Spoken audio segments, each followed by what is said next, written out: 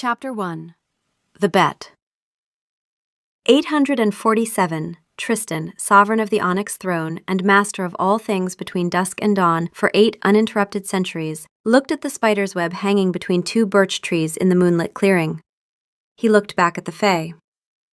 847 dewdrops, he repeated. On the web, said Pippin, who was 3 feet tall and grinning. Right now. I'm telling you, Tristan, 847. That is an absurd number. That is the number. The structural load alone would collapse the anchor strands. Spiders don't engineer for that kind of weight. Listen to him, engineering. Pippin clapped her small hands once. Bets on the table, my king. Loser owes the winner 1 year of absolute servitude to a mortal of the winner's choosing. Magically binding, unbreakable. The good stuff. He should have known. He had ruled for 847 years. He had survived 3 wars of succession, 7 assassination attempts that involved poisoned crowns, and the entire Habsburg dynasty. He had personally witnessed Pippin lose her temper exactly once, in 1612, and the resulting hex had taken him most of the 17th century to undo. But he was bored. He had been bored since approximately 1903, and boredom in an immortal is a condition with very few cures, and many regrettable consequences. 300, he said. Lovely, said Pippin. The dewdrops, when counted, numbered 83. There was a long, dignified silence. Pippin began to laugh. Pippin continued to laugh. Pippin laughed in a way that suggested she had been saving this laugh in storage since the reign of Henry VIII and was finally getting full use of it. Oh, my king. Oh, my dear king. She wiped her eyes. I was going to lose. I was almost certain. You really thought it was 847? I rounded. You rounded. There were a great many drops. There were not. Pippin straightened, magnificently smug. I am going to pick someone delightful for you. Just delightful. I have not been this excited since the invention of the umbrella. The magic took him before he could finish the sentence he was forming, which was probably for the best, as the sentence had contained 2 words that hadn't been used in polite Fae conversation since the Reformation. He materialized in a cloud of disgruntled smoke. The cloud was correct. The room was not. The air smelled of lemon polish and old paper and dust that, by the weight of it, had personally watched the fall of Rome. A bell tinkled somewhere overhead. Light filtered through tall windows in honeyed slats that put a faint sting in his shoulder he hadn't felt since the 17th century, and he stepped back from it without thinking. The sun. He had forgotten how aggressive afternoon sun could be when you were taken by surprise.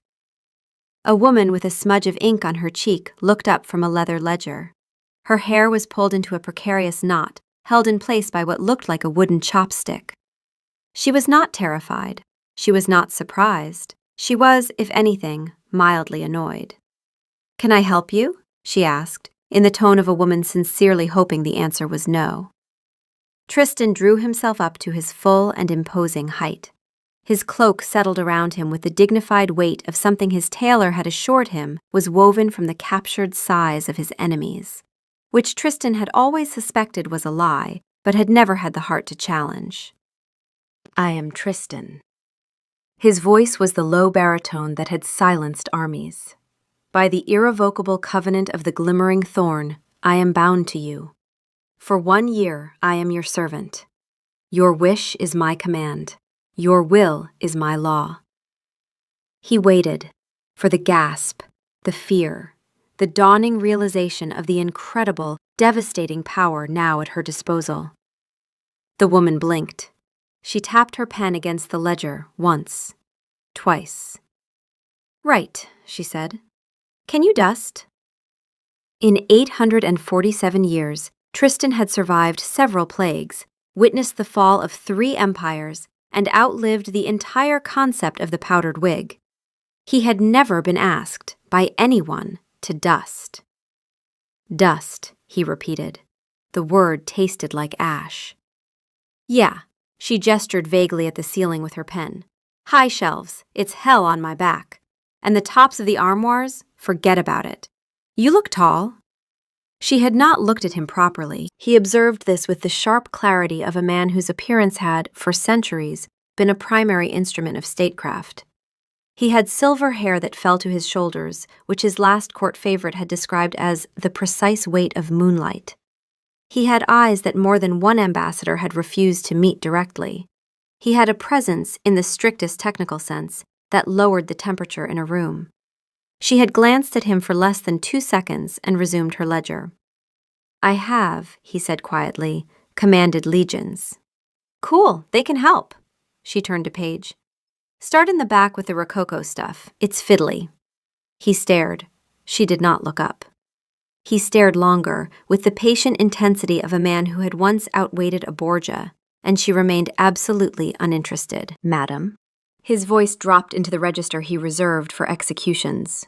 You do not seem to understand. I understand fine. You're a vampire. He paused. You determined this how?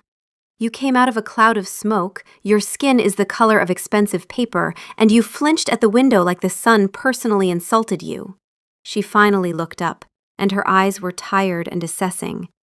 And not, he realized, the eyes of someone who had never seen this before. We get a few. Curios and ends is on a ley line, apparently. I've sold a Victorian mourning brooch to a ghost. I'm Naomi. Naomi. That's what people call me, yes.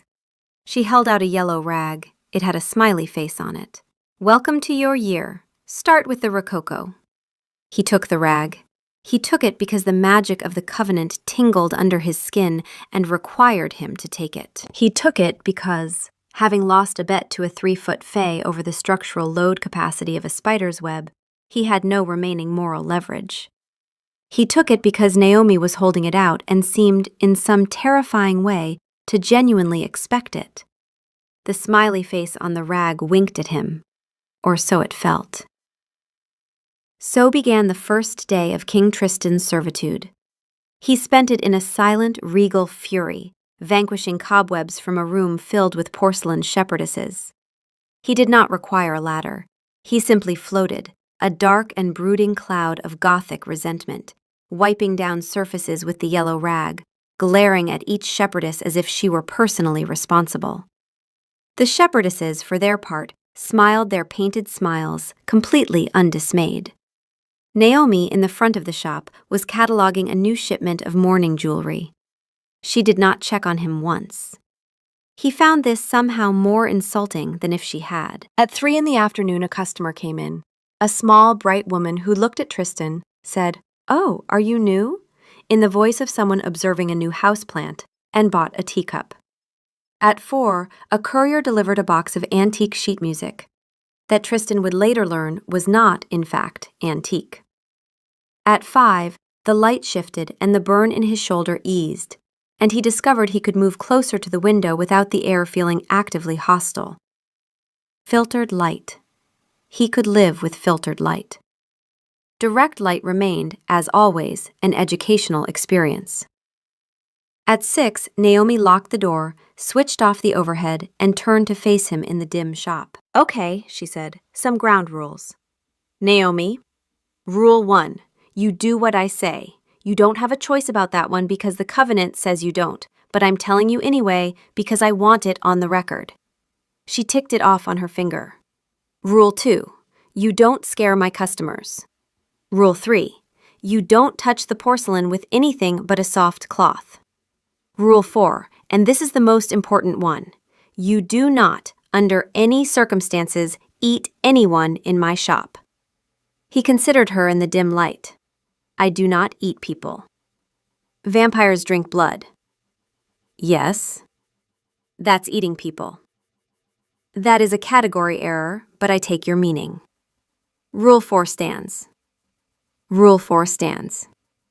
She studied him in the silence after, and for the first time, he had the strange experience of being entirely seen, not feared, not desired, not deferred to. Seen, the way one sees a problem one has decided to manage. Right, she nodded once, businesslike. I lock up at 6, we open at 10. Get here when you get here.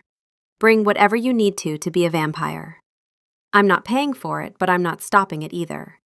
If I find a single drop of blood on the floor of my shop, Tristan, I will end your year early through whatever loophole the glimmering whatever provides. Do you understand me? Thorn, he said. The glimmering thorn. Whatever. The bell on the door tinkled as she let herself out. He stood in the dim shop alone, the yellow rag still in his hand, and felt, for the first time in over a century, a sensation he could not immediately name. It took him several minutes to identify it. It was not boredom. Behind him, very quietly, a voice in the shadows said, "My king?" Tristan did not turn. "Alistair?" "I have been searching for 3 hours. I came through 19 different— What are you holding?" "A rag. It has a face on it." "Yes." Alistair stepped into the dim shop, his auburn hair somehow still perfectly arranged, despite the fact that he had apparently traveled across multiple planes of existence to find his king. His mouth moved silently as he took in the porcelain shepherdesses, the gilded mirror, the rococo armoire, and his king of 847 years standing in the middle of it all, with a yellow, smiley face rag. "My king." Alistair's voice was small and tight. "What is the situation?" "The situation, Alistair, is that I have lost a wager." "To whom?" "Pippin." A long pause. "Oh, dear God." "Yes." "For how long?" 1 year. "And the—" Alistair gestured at the entire shop, at his life, at the cosmic injustice of it all. "The mortal?" "Her name is Naomi." "And she is—" "An antiques dealer." Alistair sat down. He sat down on a Queen Anne side chair that probably cost £3,000 and put his face in his hands. "Alistair." "A moment, my king." "Alistair." "I just need a moment." Tristan permitted him the moment. He used the moment to turn slowly in place and look at the shop again. The shadows were soft. The dust glittered in the last of the day's light. A clock somewhere ticked. He had the distinct and unwelcome impression that the shop did not care he was inside it. The shop had been a shop for considerably longer than most things in Tristan's life had been anything at all. The shop had a kind of authority of its own. He set the rag down carefully on the counter. "Alistair." "Yes, my king." "I will require sustenance." "Yes, my king." "Discreetly." "Yes, my king. I will arrange." "There are sealed thermoses available. Bagged. Animal, mostly. Some donation stock. I will bring you what I can." "Tomorrow." "Tomorrow." Alistair lifted his face. His expression was the expression of a man whose entire professional identity had been mortally wounded. "My king, the court. Lady Isolde has been making a play every 2 centuries since 1604. Tell her I am unavoidably detained." "Detained where, exactly?" "Tell her I am dusting." Alistair stared. "Good night, Alistair." Alistair dissolved into shadow with the air of a man going to lie down for 100 years.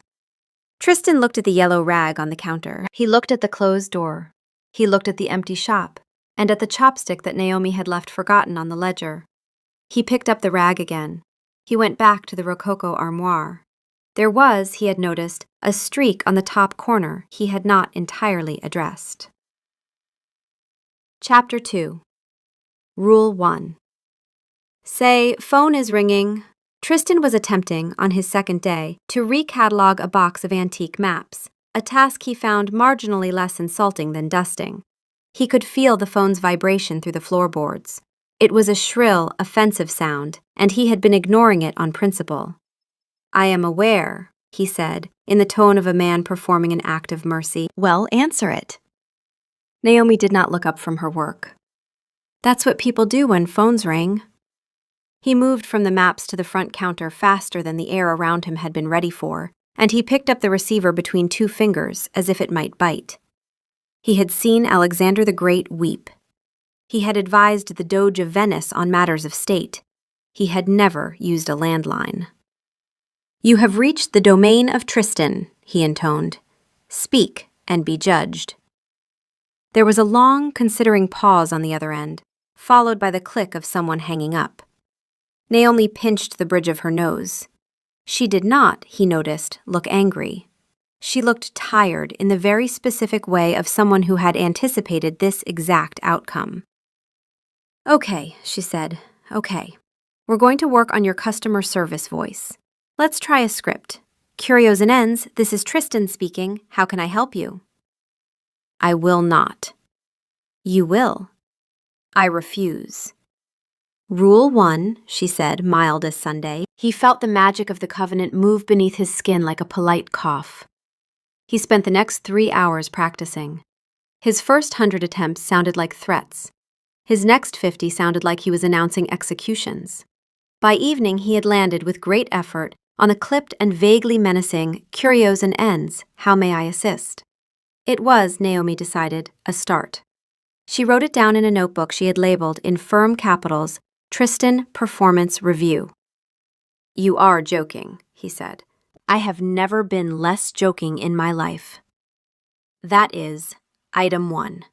Phone manner, improving, with effort. She underlined it. Item 2. There is no item 2. There is now. Item 2. Stop floating in front of customers. It's unprofessional. He stared at her. I require my full height to reach the upper shelves. You can use a ladder. I can also use the law of gravity when I choose to. Floating is more efficient. Item 2 stands. The next day, Alistair appeared at the back door at 5 minutes past 10, carrying a black thermos with the dignity of a man delivering documents to a head of state. He pressed it into Tristan's hand with great solemnity. What is the... It is your breakfast, my king. My? You said discreetly. Tristan unscrewed the thermos. Inside, sealed in a glass insert, was approximately 2 pints of blood. The smell was wrong. It was wrong in the specific way of blood that had been kept too long, possibly frozen, possibly thawed, and certainly not consumed from a living source. Alistair. Yes, my king. What is this? O negative, bagged, hospital stock. The deer was very small. I did not wish to keep you waiting. You combined them. For volume, my king. He closed the thermos slowly. Alistair, we will be having a conversation. Of course, my king. Drink it cold or warm it slightly. I have left additional supplies in your study at the estate. I will visit tomorrow. Tomorrow. With improvements. Alistair vanished. Tristan stood holding the thermos with the air of a man holding a sandwich, made by someone who has only ever heard a sandwich described. Naomi appeared in the doorway of the back office with a coffee mug in one hand and an expression of mild scientific interest. That's your breakfast? It is, apparently. Smells like a mistake. It is. She tilted her head. Rule 4 reminder, not in the shop. Use the back office. There's a door. Close it. Yes. And if you need a microwave, there's one in the kitchenette. Do not put the metal thermos inside it. I know what a microwave is, Naomi. Do you? I have seen them. Door closed. He went into the back office and closed the door. He looked at the thermos. He looked at the microwave. He elected, on balance, to drink it cold. It was the most depressing meal he had consumed since the siege of Vienna, and he had eaten standing up during the siege of Vienna on principle. When he emerged, he saw Naomi at the counter with a credit card machine in her hand, tapping it skeptically against the side of the desk. Stupid thing. Stupid, stupid thing. What is the difficulty? Card reader. It rejects half my transactions. I think the chip reader is dying. He approached. He laid his hand on the machine. The machine, which had been functioning, instantly seized up. The screen flickered. A small red light began to blink in a manner that suggested medical distress. Naomi looked at the machine. She looked at Tristan. She looked back at the machine. Your hands are too cold for the sensor. My hands are precisely the correct temperature for my circumstances. Your circumstances are not what the sensor is calibrated for. Don't touch it. He withdrew his hand. The machine sputtered, regained itself, and beeped weakly in apology. Item 3 of your performance review, Naomi said, writing in her notebook with great seriousness. Do not touch the credit card reader. It is afraid of you. It is a machine. It is afraid of you. In the afternoon, Mrs. Higgins came in. Mrs. Higgins was small and round and approximately 75, and she came in twice a week to ask about lavender potpourri, which Naomi explained patiently each time was not really a thing Curios and Ends sold, being an antique shop and not an apothecary. Mrs. Higgins listened to this explanation, nodded sagely, and asked the same question 48 hours later. She looked up at Tristan and her face brightened. Oh, hello, dear. You're new. I am Tristan. Tristan, lovely. Are you in charge of the lavender now? He looked at Naomi. Naomi looked back at him with an expression that very clearly said, you are about to learn something about retail that you cannot learn from a treatise. Tristan began. Because I've been asking about the lavender for weeks, years, really. Years, Tristan said carefully. Years and years. And every time I come in, dear Naomi says they don't have any. But I do think, and I say this kindly, I do think a shop like this really ought to.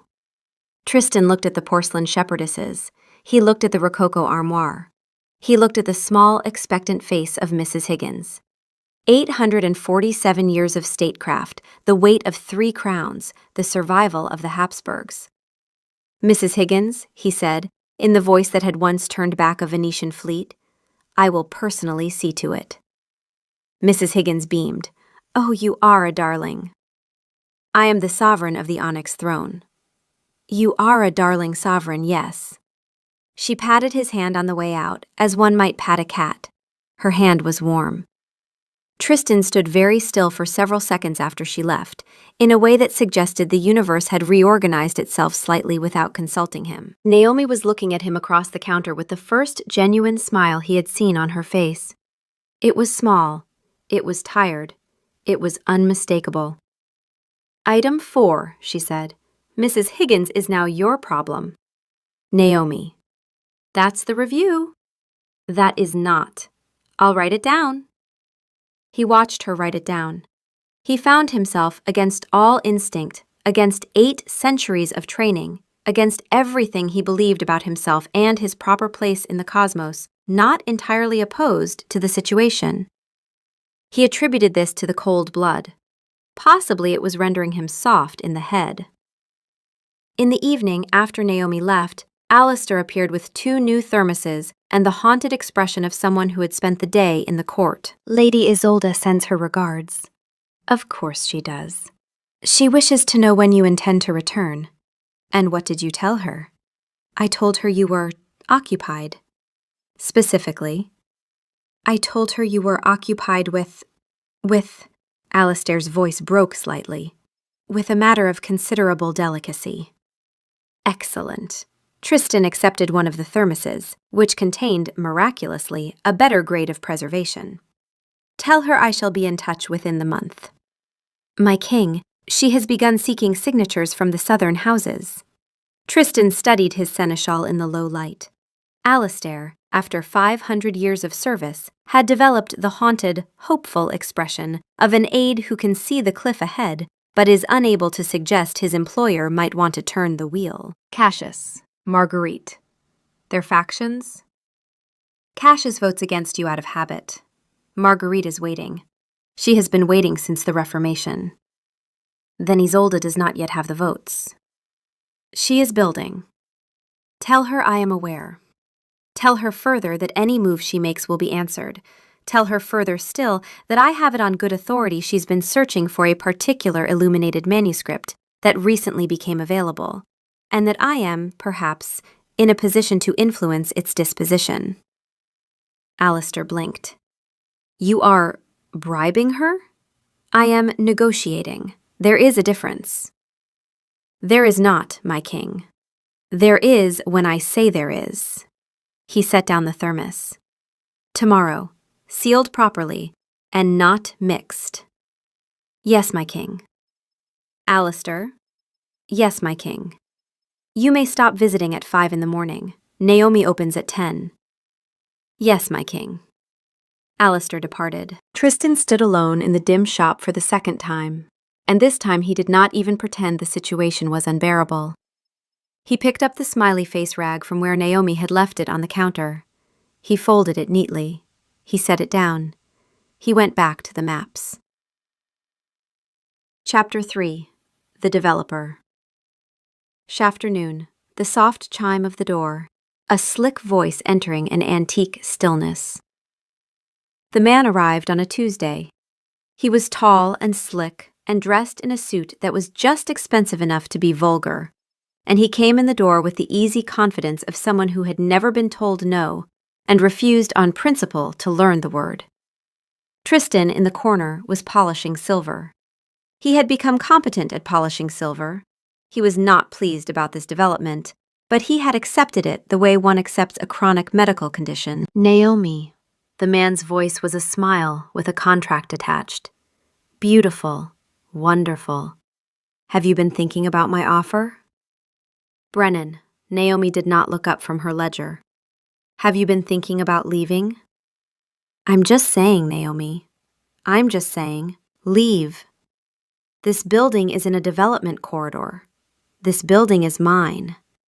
This building, said Brennan with the slight smile of a man who knew the value of a slight smile, is leveraged, Naomi. I've talked to your bank. Naomi's pen stopped moving. Tristan, in the corner, also stopped moving, though Tristan's stillness was the kind of stillness that arrived in a room before something terrible happened in it. He set down the silver candlestick he had been polishing. My bank does not discuss me with you. Your bank discusses you with anyone who has lunch with the right people. I had lunch. Get out. Naomi, get out of my shop. Brennan smiled the smile of a man who had already calculated this exact reaction into his projections. I'll come back when you've had time to think. The offer goes down 10% next month, just so you know. And I'm willing to sweeten it if you're... He didn't finish the sentence because Tristan was standing next to him. Tristan had not moved in the visible sense.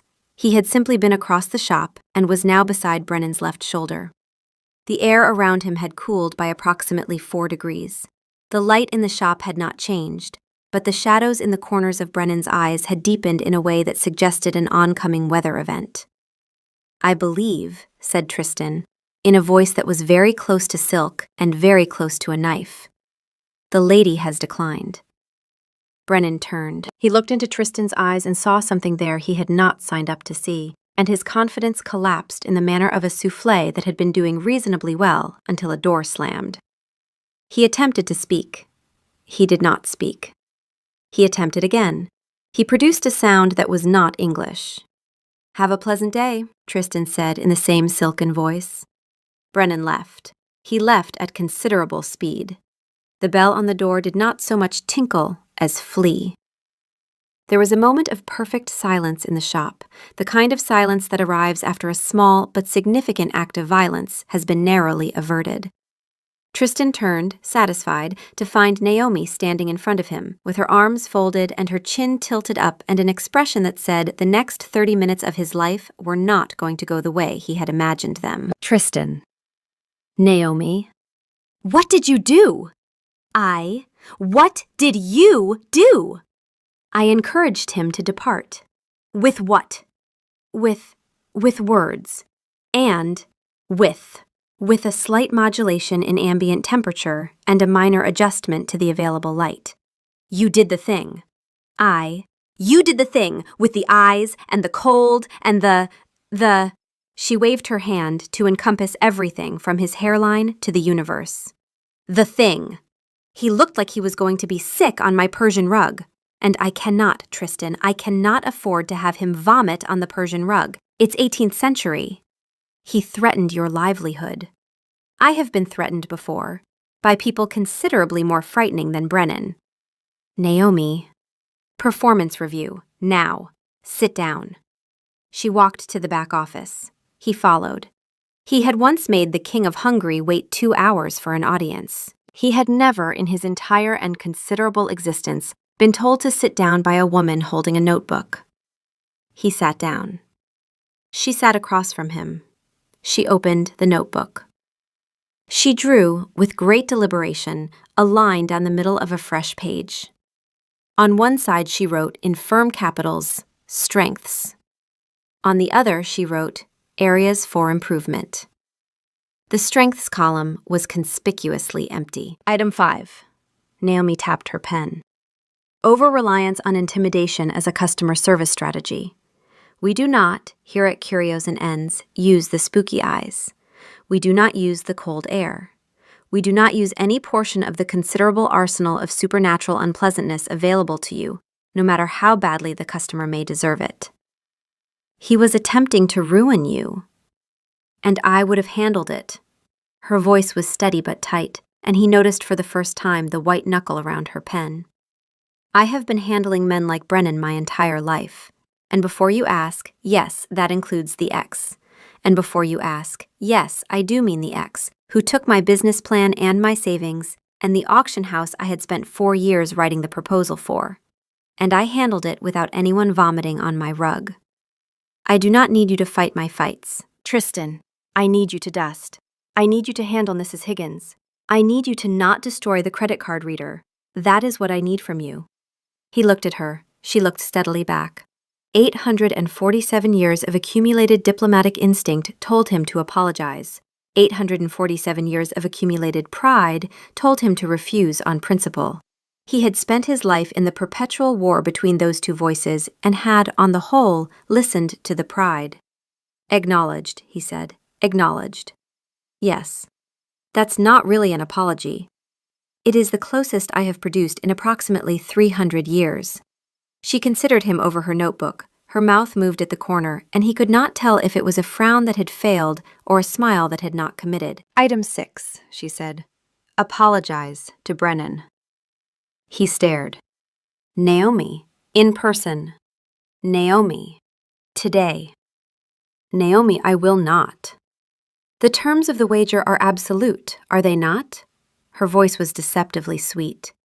He felt the covenant move under his skin. He felt the covenant move under his skin with a small and disgusting amount of pleasure, as if the covenant had been waiting for exactly this opportunity. He found the developer's office. He walked into the developer's office in his full and considerable height, and Brennan, who had been holding a stress ball, leapt approximately 4 inches into the air. Tristan paused. He breathed. He recited the words Naomi had made him practice in the car on the way over. I apologize, he said, each word a small piece of glass in his throat. If my demeanor caused you distress. Brennan said nothing. Brennan did not appear capable of speech. Tristan turned. He left. He returned to the shop. Naomi was waiting at the counter. How did it go? He may require therapy. Good. And then she did something he had not anticipated. She picked up her pen, and in the strengths column, beneath the long blank space, she wrote very carefully, follows instructions, eventually. It was the most pathetic compliment in the history of compliments, and Tristan stood in the middle of the shop for a full minute, attempting to identify why he found, in some buried and very alarming part of himself, that he did not entirely mind it. That night, Alistair appeared again, with 2 thermoses and an expression of advanced spiritual distress. My king, the court. Yes, Alistair? Lady Isolde? Yes, Alistair. She has secured the signature of the 3rd Southern House. My king, that is half. It is. That is half of the Southern houses. She has half of the Southern houses, my king. Tristan finished arranging a small display of antique inkwells. He arranged them by approximate date of manufacture, then by color, then back by date because color was, he had been informed by Naomi, not a meaningful organizing principle in this context. Alistair. Yes, my king. Tell Cassius I would like to know the present location of the illuminated manuscript Lady Isolde is searching for. Tell Marguerite I send my regards. And tell Lady Isolde I find her efforts admirable, and that she might wish to reflect on the fate of her predecessor, who attempted the same play in 1604, and currently resides, I am told, in a particularly damp corner of the Carpathians. Alistair paused. I had forgotten about her predecessor. I had not. My king? Yes. Are you well? He turned. His seneschal of 500 years was looking at him with the careful concern of a man examining a beloved horse for signs of fever. I am cataloguing inkwells, Alistair. Yes, my king. I am, in approximately 3 weeks, going to be required to lead a corporate seminar on quote-unquote effective conflict resolution that Naomi found on an online business course, because she has determined that I have things to learn. My king, I am not unwell. He realized, as he said it, that this was true. He stood for a moment in the soft dim of the shop, with his seneschal looking at him with naked concern, and the truth was very small and very specific and very inconvenient. He was not unwell. He was, in some immeasurable and faintly horrifying way, the opposite of unwell. Alistair? Yes, my king. Do not look at me like that. Yes, my king. Good night, Alistair. Chapter 4. The Mirror. Soft afternoon stillness inside. It rained on the third Saturday. The rain came down in the steady silver wash that England had been perfecting since the Iron Age, and the shop was empty, in the way shops are empty when the weather has decided no one's coming. And Naomi was at the workbench in the back office, attempting to repair the spine of a first edition book. Tristan was in the front. He had been in the front for an hour, alphabetizing the bookshelf, and Naomi had not yet noticed that he had alphabetized it by original publication language, which was, by his understanding, the only correct method. She would notice. He had time. He drifted to the Rococo mirror, which lived against the back wall, and stopped in front of it. The mirror was approximately 300 years old. The gilt was worn at the edges, the glass was clouded in places, and the carving along the frame was as fussy and unnecessary as everything else from that era. He had been avoiding it for weeks, for reasons he had not yet articulated to himself. He looked into it. He saw the room behind him. He saw the bookshelves, the dust motes, the rain in the windows, the rug, the corner of the Rococo armoire he had personally dusted the previous Thursday. He did not see himself. He had not seen himself in 847 years. He had stopped finding this remarkable, the way a man stops finding it remarkable that he cannot fly. It was simply the shape of things. Behind him, in the mirror, Naomi appeared in the doorway with a mug of coffee and an expression he could not read. He turned. You're staring at the mirror. I am. Do you not, she gestured. I'm trying not to be rude. I do not reflect, no. Oh. She came to stand beside him. She held her coffee in both hands, the way people hold coffee when they need a small, heavy, warm thing to anchor themselves. Wow. It is a feature. How do you know what you look like? I have an approximate impression. From the reactions of others, fear, avarice, the occasional disgust, the occasional desire. The reactions tell me what is being seen. She was quiet for a long time. She drank her coffee. The rain ticked at the windows. What do I look like to you? He turned to her, surprised. You, in the mirror. What do you see? I see you. That's not what I asked. He looked at her in the mirror. Naomi, with her hair in its precarious knot, with her ink-smudged finger and her mug of coffee, and her old gray cardigan, and her tired, clever eyes. He had not expected the question. He had not, in 847 years, been asked the question. I see a woman, he said carefully, with hands that handle 300-year-old porcelain, with more reverence than most people use to handle their own children. I see someone who has been awake too late for too many nights, working on objects no one is paying her enough to repair. I see a person who does not believe she is doing important work, who is, in fact, doing important work, and who would be horrified if I said that out loud. You just said that out loud. I had hoped you wouldn't notice. She looked at him. Her mouth moved, but no sound came out. My mother, he said before he could stop himself, had auburn hair, like yours. I was 11 when she died. I have not seen her face in 836 years. I have her eyes, or so my father told me, but I have never been able to verify the resemblance. I had thought, when I was younger, that there would be time for verification. Tristan, it is a small thing. I mention it only because you asked about reflection. It is not a small thing. He did not answer. He looked at her in the mirror. Naomi looked back at him. Mark, she said after a long moment, used to tell me I was hiding, in here, with all the dead people's things. He said I was burying myself in a mausoleum. He used the word mausoleum a lot. He liked it.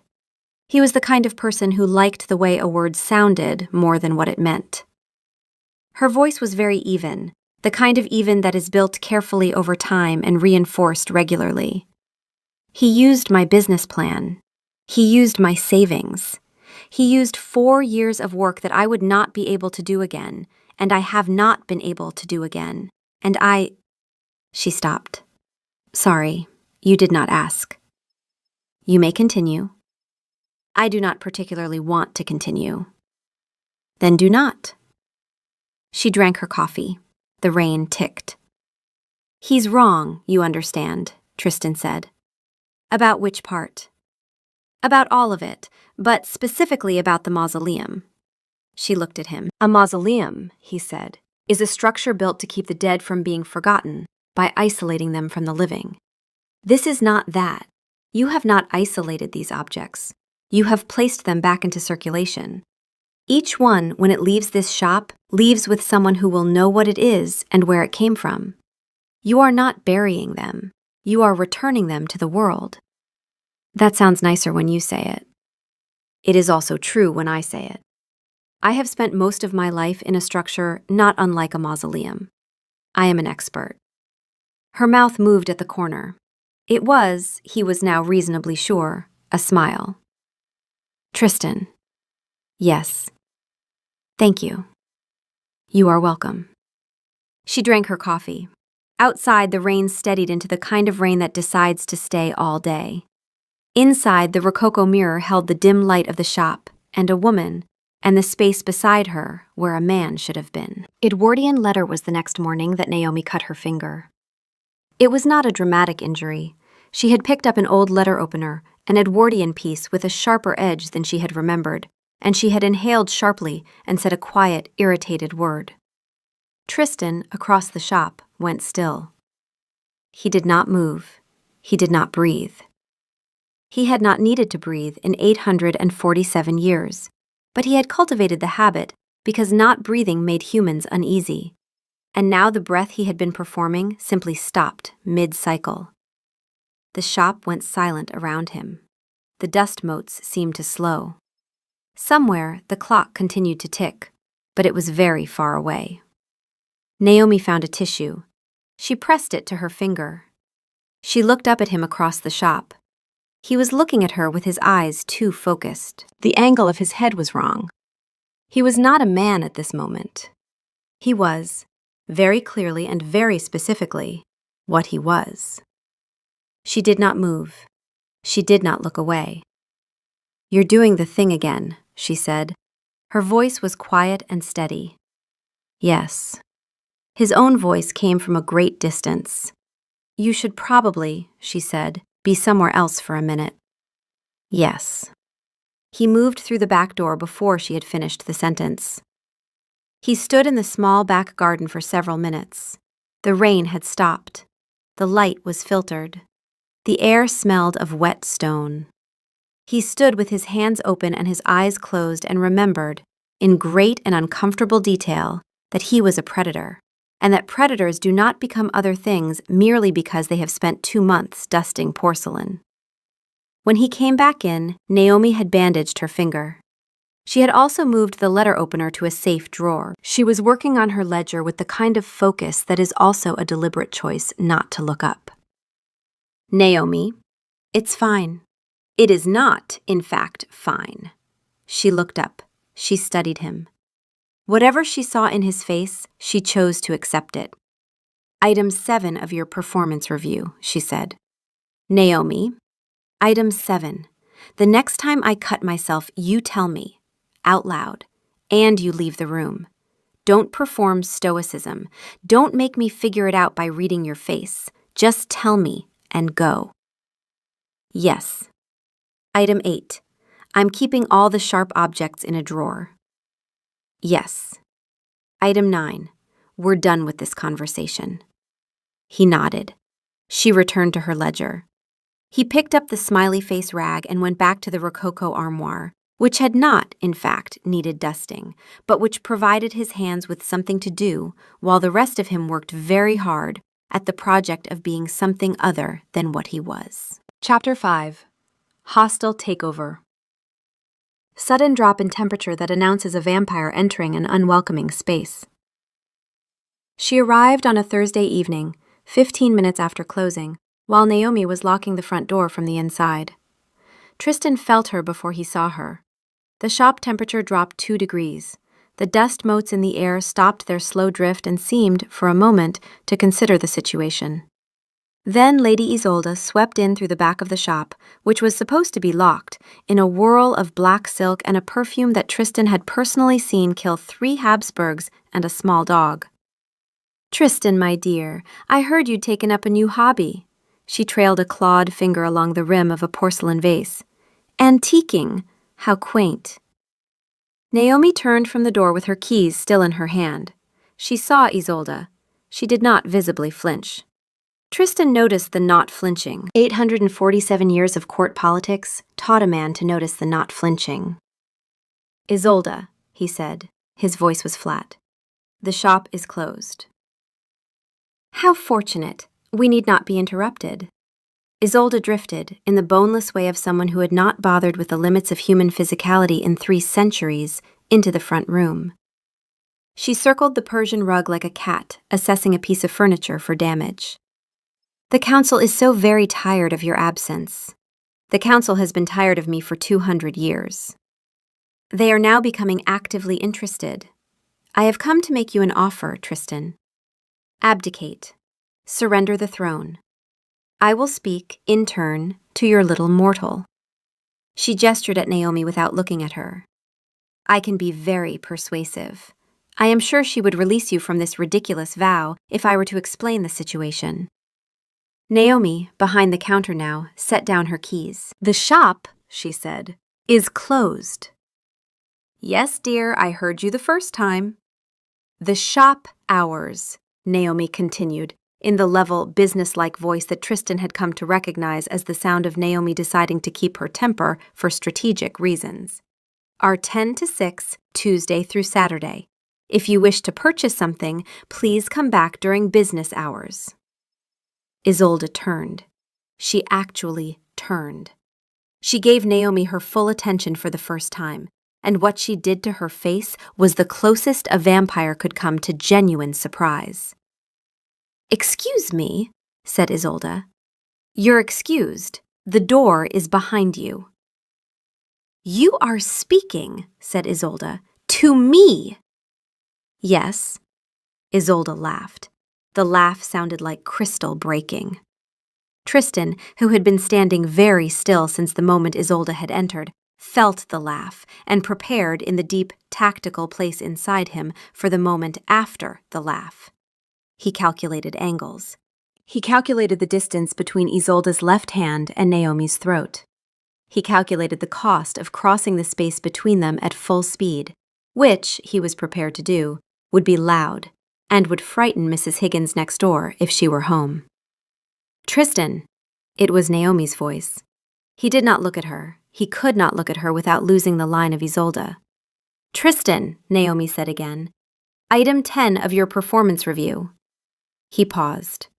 Item 10, said Naomi very calmly, is hostile takeover protocol. We do not use the spooky eyes. We do not use the cold air. We use, you may recall, our words. Lady Isolde, sovereign pretender of the onyx throne, looked at Naomi, then at Tristan, then at Naomi again. What, said Lady Isolde, is happening? Tristan exhaled. It was technically unnecessary. He did it anyway. Lady Isolde, he said, in the calm and slightly clipped voice that Naomi had taught him to use with Mrs. Higgins. Your offer is noted. However, I would observe that your assessment of the political landscape is, as it usually is, flawed. What? You mistake a temporary absence for a permanent vacancy. This is a common error in the Southern houses, and one that historically has been quite costly. Marguerite, for instance, is currently waiting to see how this plays out before she commits her block, which leaves you, by my count, approximately 80 signatures short of the threshold you would need for a meaningful challenge. Cassius is voting against me, as he always does, but Cassius is doing so out of habit, not allegiance. If you have promised him the Eastern Territories, he will renege the moment he understands that I am offering him the Western, which I am, on the condition that he votes my way at the next council, and incidentally, on the condition that you cease and desist your present efforts. Isolde's mouth had opened.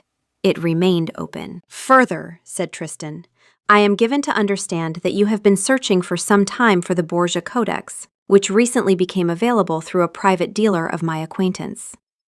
I am, perhaps, in a position to facilitate the introduction. The Codex for the Southern houses. Even terms. I will, of course, expect a personal letter of apology, which I will not read but will keep in the archive for the historical record. You are, Isolde found her voice, you are bribing me. I am negotiating. This is not how this is done. This is now how it is done. The world moves, Lady Isolde. You are welcome to move with it. And further, this establishment is under my protection. Any threat to it or to its proprietor will be considered a direct act of aggression against the Onyx Throne, and you are familiar, I believe, with my policies on aggression. You are ruined, Tristan offered. You have been ruined by this place. I have been considerably improved. She stared at him for a long moment. Then, with one final glare that took in the porcelain shepherdesses, the Persian rug, the smiley face rag visible on the corner of the counter, and Naomi, who had not moved, Lady Isolde dissolved into shadow. The shop was silent. Naomi let out a breath that had been waiting a long time to leave. Well, she said, that was... Yes, that was excellent de-escalation. Was it? Item 11 of your performance review. Hostile takeover protocol successfully executed. Item 11. Item 11. She picked up her notebook. She wrote it down. Her hand, he noticed, was shaking just slightly, and she steadied it with great deliberation while she wrote. The shaking did not show in her voice. It only showed in her hand. He noticed this. He did not comment on it. There are kinds of seeing that one does not name when one wants the seeing to continue. Naomi, yes? You may sit down. I am fine. You may sit down. She sat down. She put the notebook on her lap. She put her hands flat against the notebook to stop them from shaking. That, she said carefully, was a vampire. Yes. That was a vampire who came to take your throne, by killing you, in my shop. In so many words? In so many words, yes. She would not technically have killed me. She would have attempted. She would have failed. I have considerable practice. Tristan, yes? I am still going to need a minute. He stood with her.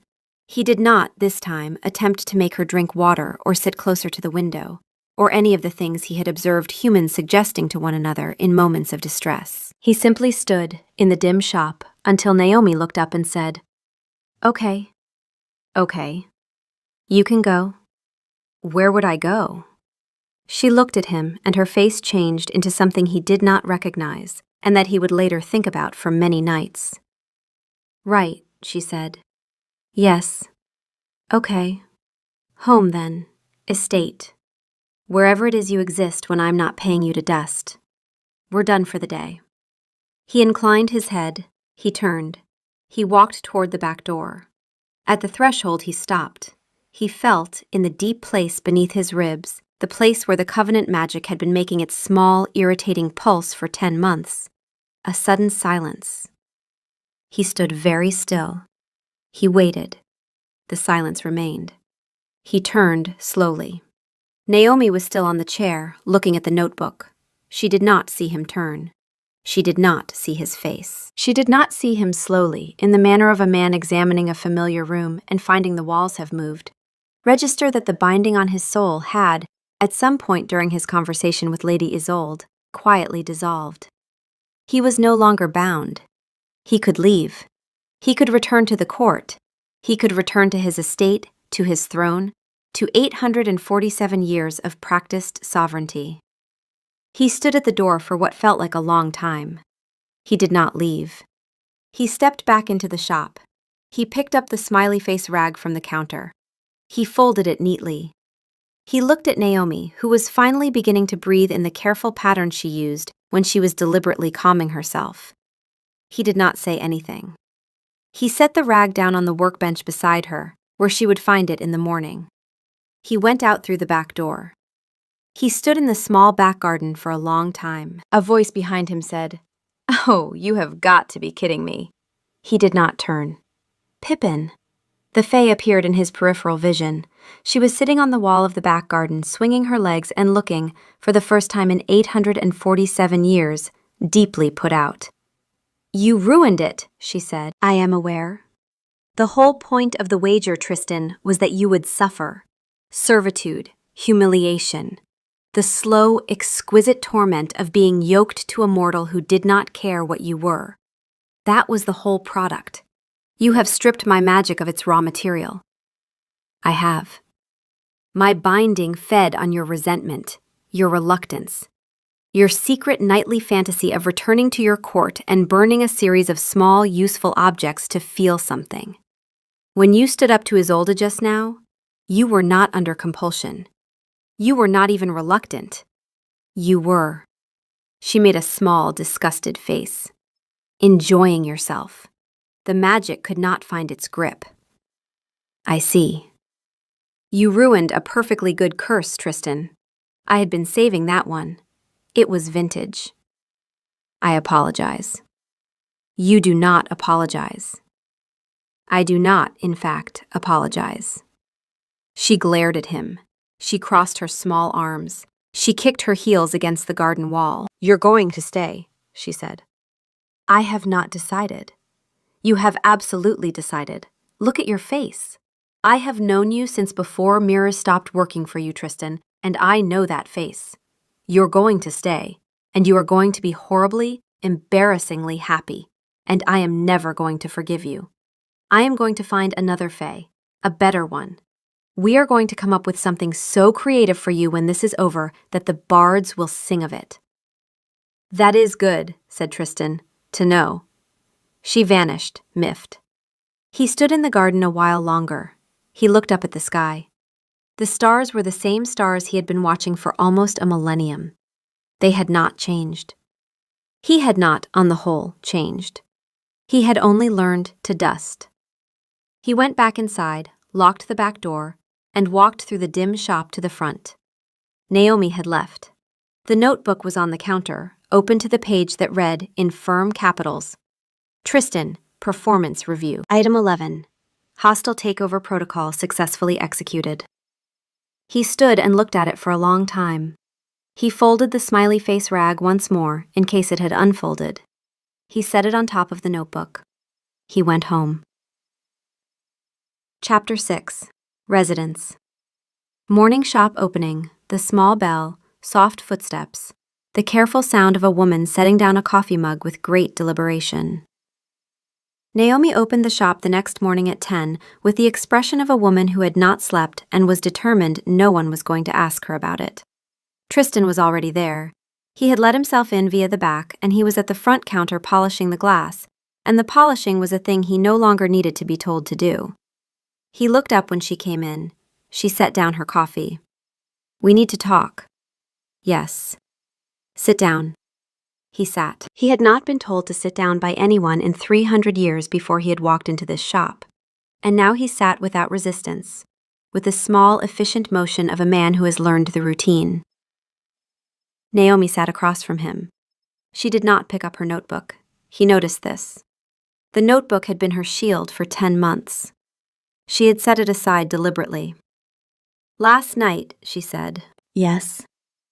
"Last night was.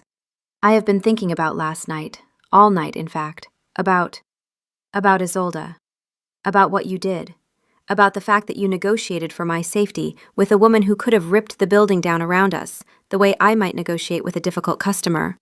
With words, with leverage, like a person." "Yes." "And I have been thinking, also, about what you said to Brennan, apologized, in person." "Yes." "And about Mrs. Higgins, whose lavender problem you have somehow now made into a multi-week project involving a supplier you have ordered from a small operation in Provence that ships once a month." "Yes."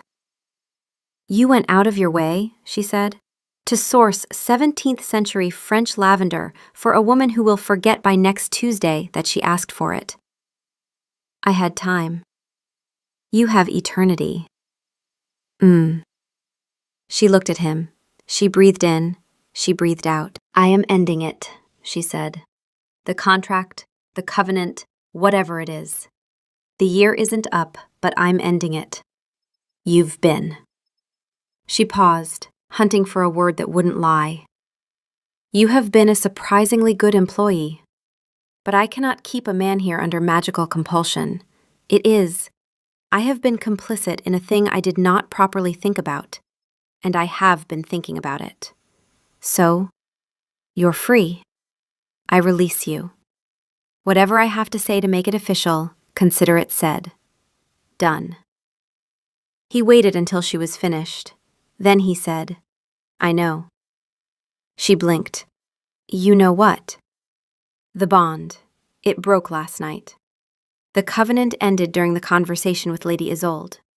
I have been free since approximately 7:30 yesterday evening." She stared at him. You knew?"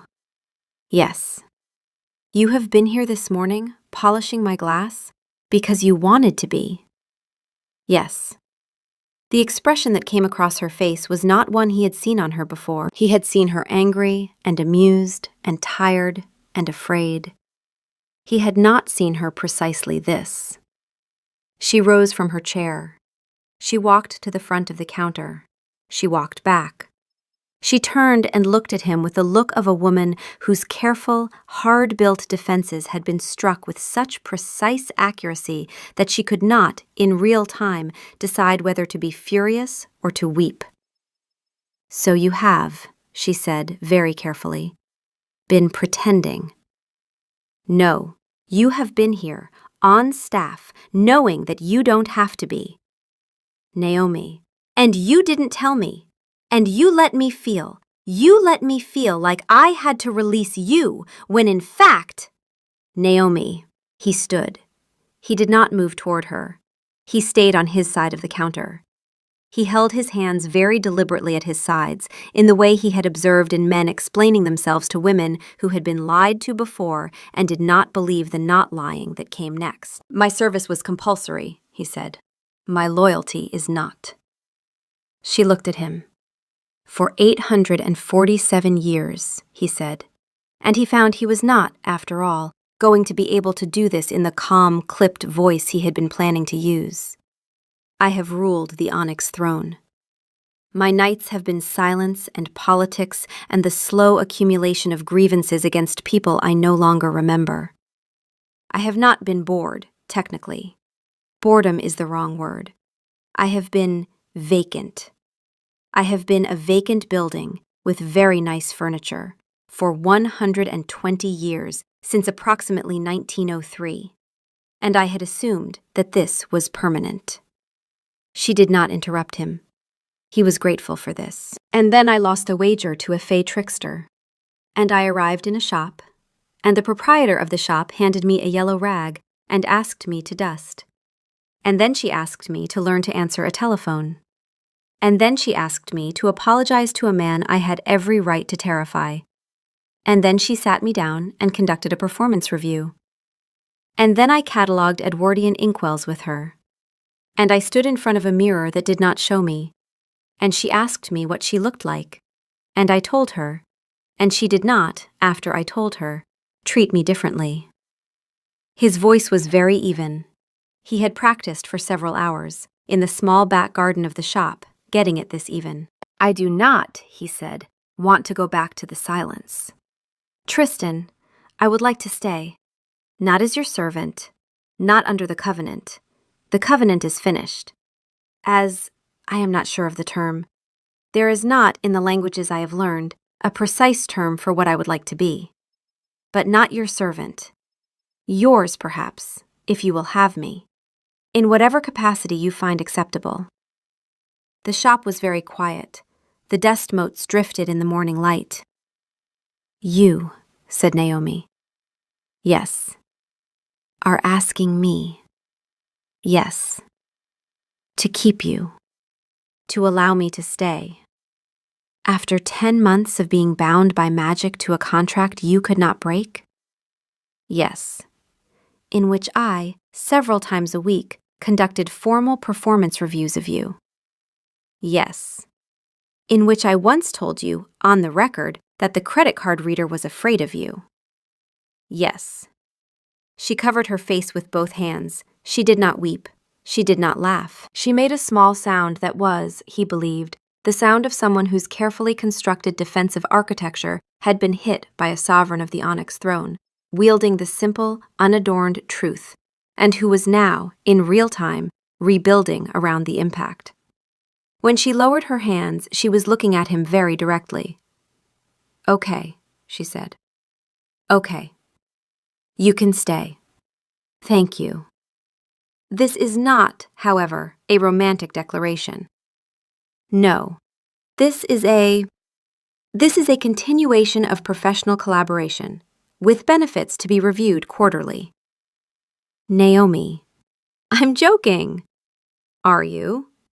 Mostly. He turned, because he had felt the small smile arrive at his mouth without his permission, and he had not, for many years, smiled in front of another person without his permission. He polished a small additional section of the glass to give himself a moment to put his face back. When he turned around, she was at the counter, picking up her notebook. She opened to a fresh page. She drew a line down the middle. On the left, she wrote, strengths. On the right, she wrote, areas for improvement. And on the left, in firm capitals, she wrote, Item 1, Tristan. She turned the notebook toward him. He looked at it for a long time. Thank you, he said again. Get back to work. Yes. 3 weeks later, Alistair appeared in the back office at 6 p.m. with a leather folio containing the quarterly trade treaties of the Onyx Throne. He found his king at a small antique writing desk arguing with Naomi about whether a particular ring was Borgia or merely Borgia adjacent. It is a Victorian reproduction, Naomi was saying. Look at the tooling. The setting is Victorian, I grant you. The stone is older. I can feel the resonance of the substance it once held. Lucrezia was extremely unsubtle about her resonances. It is not Borgia. It is Borgia aware. That is not a thing. It is a thing in my professional judgment as the sovereign of the Onyx Throne, which is a position with... Tristan. Yes.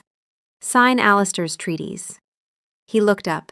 Alistair was standing in the doorway, holding the folio, with the expression of a man who has been watching a familiar planet wobble on its axis and has decided to simply make peace with the new physics. Ah. Tristan took the folio. He uncapped a fountain pen. He signed 3 treaties in the rapid, decisive hand he had been using since 1394. He passed them back. My regards to the Eastern clans. And Alistair, Tell the chief I have located the 14th century tapestry he was looking for. Naomi has an opinion about authenticity that I think he will find useful. I will send him the details. Yes, my king. And Cassius, the vote? He voted with you. Marguerite voted with you. Isolde voted against you out of principle, but quietly. The southern houses held. As we hoped. As we hoped. Alastair stood very still for a moment, his auburn hair catching the lamplight. He looked at his king, who was once more attentive to the ring. He looked at the woman across the desk, who was attentive to the ring and to the man both. He looked at the lavender bundles Mrs. Higgins had finally, on the third attempt, received and accepted and forgotten about. My king.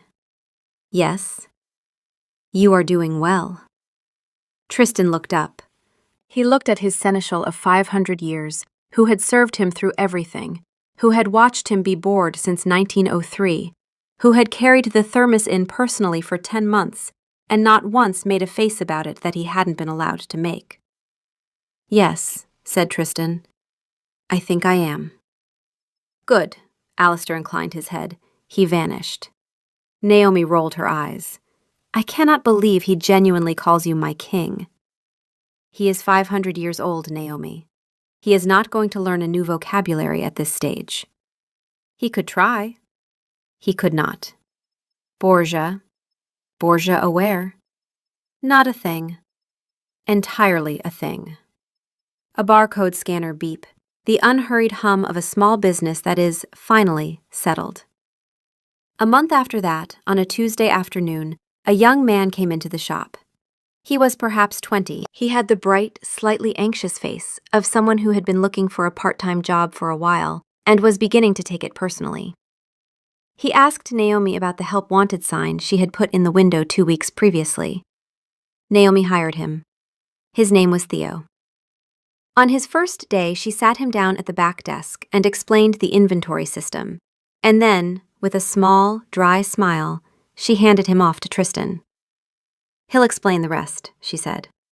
Tristan led the boy carefully through the database, which he had finally, with much suffering, mastered.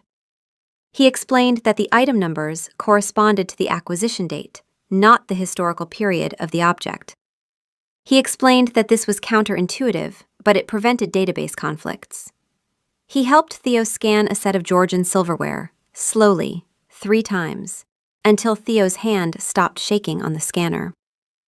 Naomi leaned against the doorframe of the back office with a fresh mug of coffee.